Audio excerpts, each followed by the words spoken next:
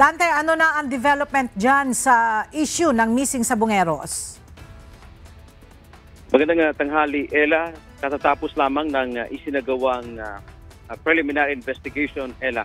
At ayon pa sa panel prosecutors at kampo nitong mga nagreklamo at din ng depensa, submitted for resolution na yung reklamo. Ibig sabihin, Ella, ito na yung huling araw ng preliminary investigation at hihintay na lamang kung ano yung magiging desisyon ng panel ng DOJ kung meron bang sapat na batayan para kasuhan yung mahigit sa 60 mga respondent sa kaso. Ngayong araw nga ay ipinagpatuloy ng panel ng Department of Justice yung preliminary investigation o pagdinig sa mga reklamong isinampa ng mga pamilya ng missing sabongeros sa mahigit 60 individual.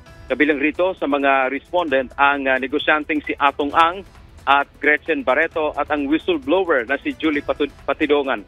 Dumating kanina si Patidongan pero wala na si Barreto at Ang. Gayon din ang kaanak ng mga sabongero ay dumating din kanina, Ella. Si Atong Ang ay nagsumite na ng kanyang counter affidavit noong nakaraang linggo. Samantalang si Barreto ay noong unang preliminary investigation ay naghain na siya ng kanyang kontrasalaysay.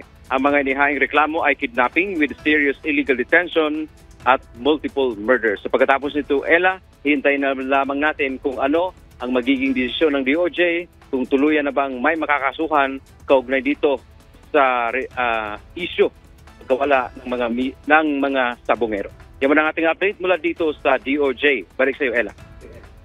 Maraming salamat, Dante Amento.